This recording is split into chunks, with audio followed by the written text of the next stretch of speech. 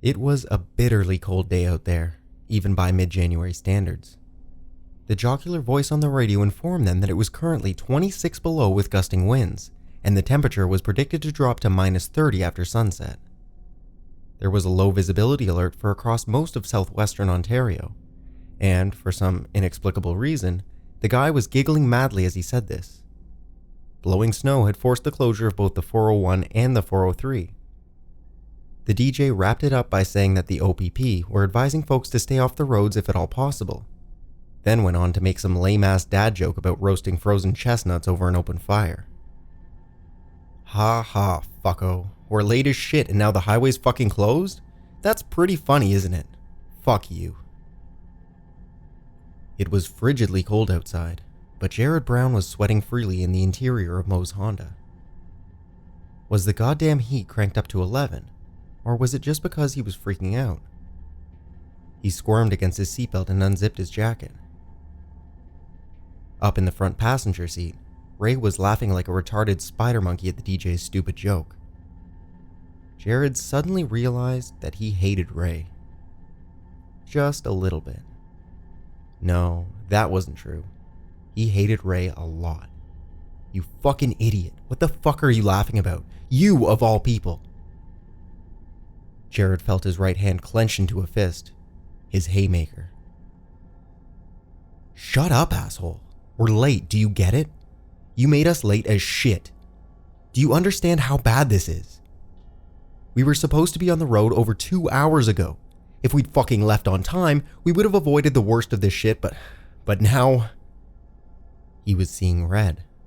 Jared clenched his hands together and squeezed, and he dearly wished that Ray's scrawny, tattooed little chicken neck was in his grasp.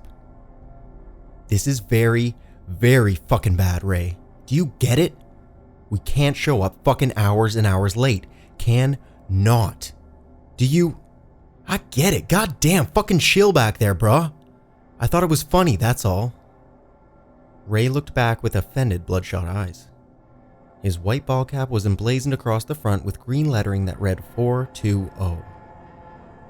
Jared struggled against the urge to punch that stupid fucking sideways twisted ball cap right off the dumb bastard's skull. What was funny? Jared asked him. Was it the DJ's stupid joke? Or the fact that we're running over 2 hours late on a goddamn $50,000 coke deal? Huh? Clarify that shit for me. Which one was it? Beside him, Johnny Delmer calmly said, Hey Browner, buddy, come on, chill out. You heard what happened. It wasn't completely his fault. And that made Jared even angrier. He glared into Dell's broad, bearded face and gritted his teeth. How was it not completely his fault, Dell? The rest of us, you, me, and Mo, we were all ready to go at the appointed time, weren't we? 10 a.m. sharp. And at the appointed place, the Tim Hortons on the north edge of town. None of us were sleeping off the pills in a bug-infested motel beside the airport strip joint, were we? None of us were dead asleep with some random butterface hag of a stripper snoring and drooling away in the bed beside us, fucking were we? No, the rest of us didn't fucking do that. He did. So, please, how is this not his fault?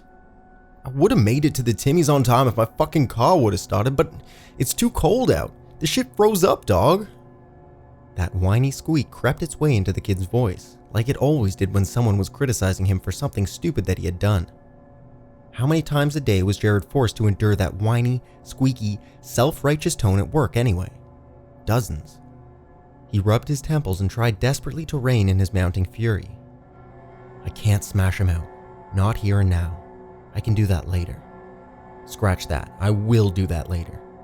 After this is all over with, I'm gonna fucking waste that little shit.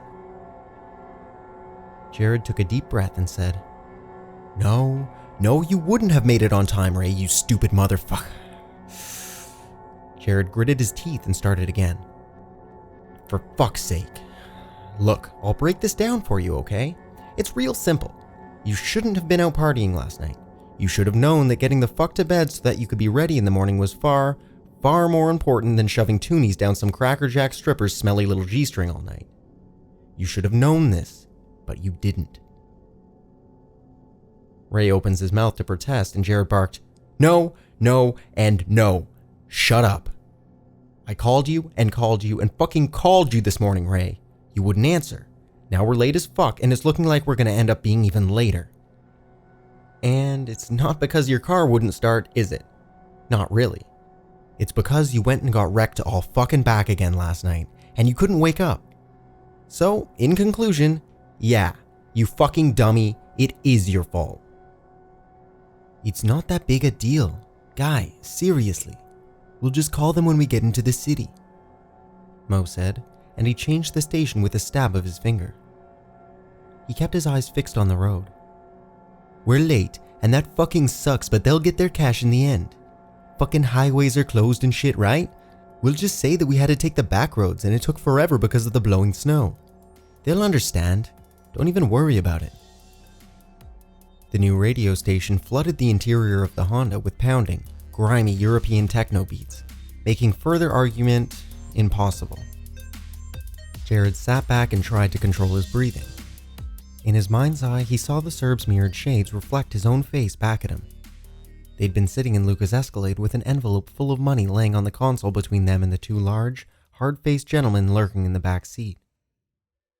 Luca had said to him, "This is how it will go with us, now and always. Okay? You will listen now to Luca, and you will remember my words. When you wish to meet with us, you will call the number that I have provided, and you will leave a message. You will use the code words that I have already provided to you. Yes? You are listening to Luca? Good. Someone will call you back within the hour, and they will tell you where and when I wish to meet with you. We will meet at this place. You will give me the exact amount required in an envelope such as this one, and I will give you the product in question. Do you understand this thing that I have explained to you?" Jared had solemnly nodded yes, and Luca favored him with a gold-plated grin. "It is good then. One more thing though, before we part. This is very important, so I ask you to listen very closely. After you have been given a time and a place to meet with us, and you have agreed to these things, and then a problem should arise on your end." Luca abruptly stopped smiling. "You must know that your problems are not mine. I have a business to run, and I have concerns of my own. You will come to the agreed place, at the agreed time, and you will not have problems when you get there. It would be very bad for you. Do you understand this thing as well?" Jared had looked at his own reflection in those mirrored glasses and saw that he'd understood just fine. He nodded again, and Luca gave him an odd, slanted smirk. One that said, "I'd actually kind of like it if you showed up with a problem, my new friend, because I enjoy taking care of problems."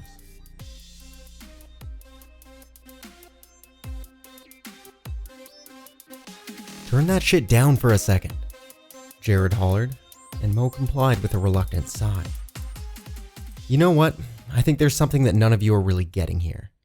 Luca isn't an old pal that you can have a misunderstanding with and then patch things up over a couple beers while you're watching the game. He's serious shit, and he doesn't fucking know you. This is only the third time we've done business with the man, and the first two times there wasn't anywhere near as much money involved. You don't set something up on this scale with serious people that you don't really know and then fail to fucking show up for the deal, guys. That doesn't happen. He's gonna think that we're fucking him around, or that we got pinched, or even worse. He might think that we got fucking pinched and now we're cooperating with the cops. Do I have to tell you what that would mean for us?" "Well, we didn't, and we aren't, so relax. I'm trying to concentrate on the road, guy. Look at this." Mo angrily gestured with a ring-encumbered hand at the blinding sheets of snow that were whipping across the two-lane country road. In some areas, the gale had scrubbed the road bare for long distances. In others, the weathered asphalt was covered in 5 or 6 inches of loose snow. "This shit is treacherous. I don't need you yelling and freaking out back there. It is what it is. Let it go." "Well, I'll say this, boys.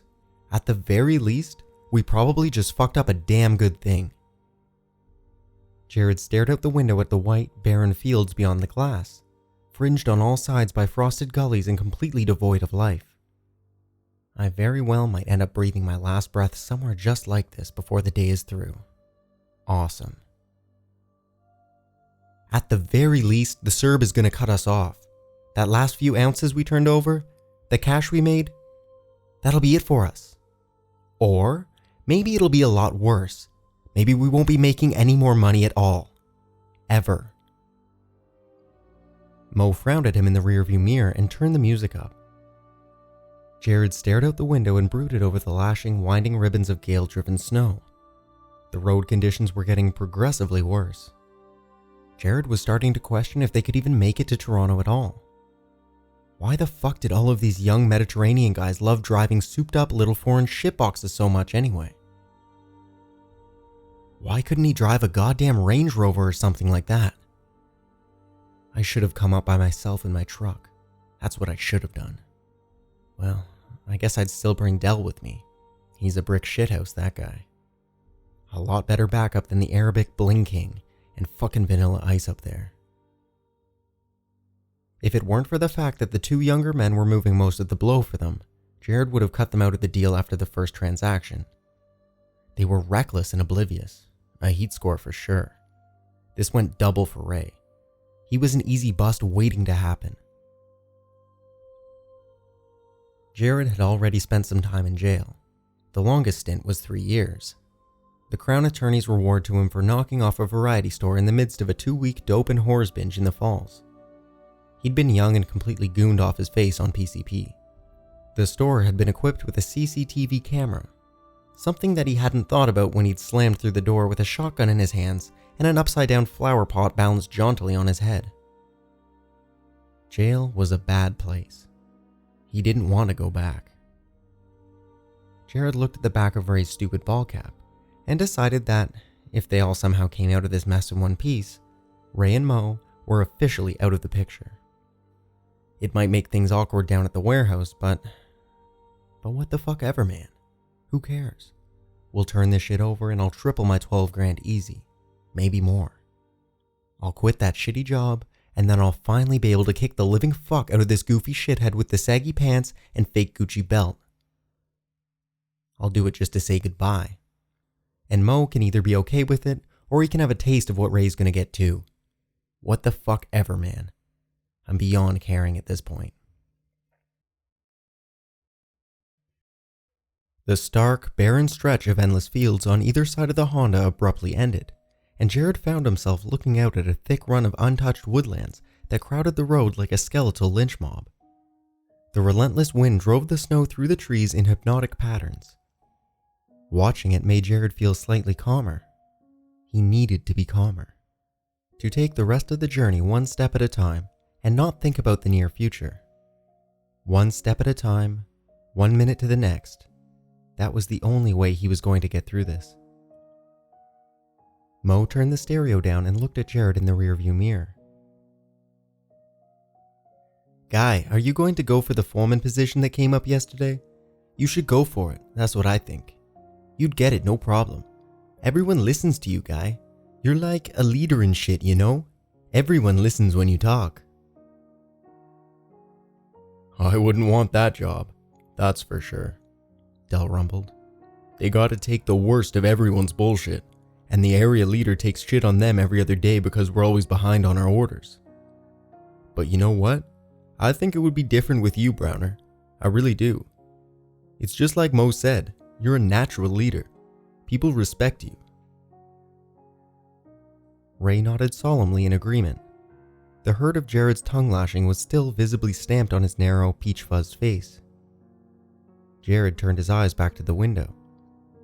Even though he hated Ray, and in fact was fundamentally enraged by every aspect of Ray's feeble-minded existence, it made him feel bad when Ray looked at him like that. For some inexplicable reason, the kid looked up to him. The wrong reason, probably. Jared's own arms and neck sported a number of crudely executed jail tattoos. He was a man who was used to living under the shadow of the law, and Ray probably thought that was pretty cool. You'd be tossing salad within a week, kid. Fucking idiot.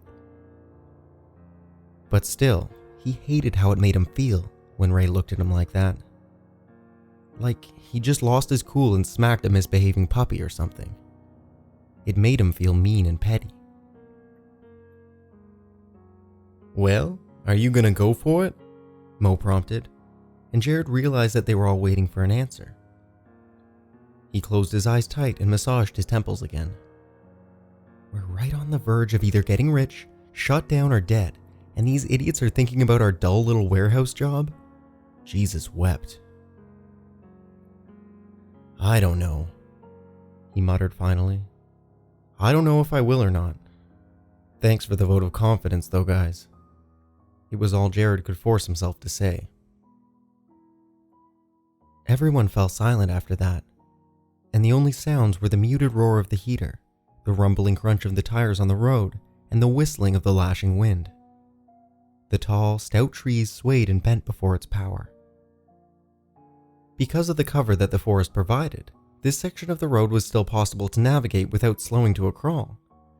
But Jared knew that they'd soon be surrounded by gigantic open fields again.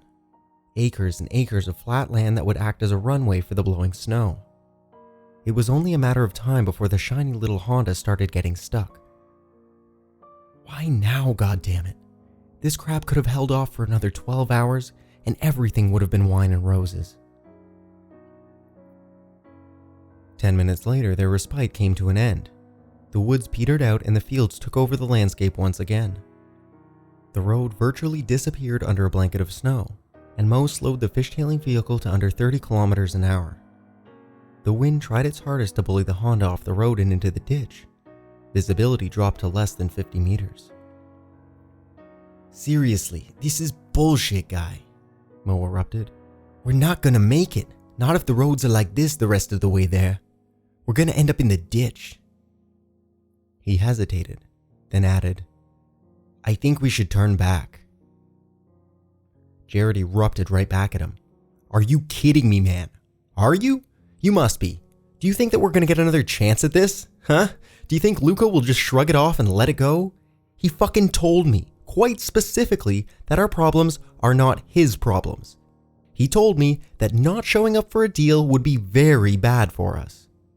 Those are his words that I'm repeating here, not mine. Jared looked hard at each of them in turn. The Serbs were expecting to unload 50 large worth of blow on us today, and if that doesn't happen, they're going to want to ask us why. Dig it? I don't want to have that particular Holy shit, look out! It sprang out from the steep ditch on their left like a brown fuzzy rocket and landed on the road less than 10 meters in front of the Honda. A doe. A big one. The doe was already tense to leap out of harm's way, but it was far too close. There wasn't nearly enough time to avoid the collision. Mo screamed, "Fuck me!" and he simultaneously slammed on the brakes and wrenched the steering wheel hard to the right. The car immediately began to whip around in a fast little circle, and it spun forward to smash the deer aside with bone-crushing force. The animal's limp body was flung into the opposite ditch, and the Honda kept charging forward, spinning like a child's top as it careened from one side of the road to the other. Jared and Delmer whapped their heads together. Up front, Ray was shrieking, "God damn, nigga!" over and over in a terror-induced soprano that could have shattered glass. The Honda spun across the right-hand shoulder, whipped out into empty space, then slammed down into the deep ditch with a sound like Armageddon. Ray and Delmer both briskly wrapped their heads off of their respective side windows. The car shuddered to a halt, and the engine coughed out a great burst of murky steam from beneath the crumpled hood. Then it wheezed to a halt and died.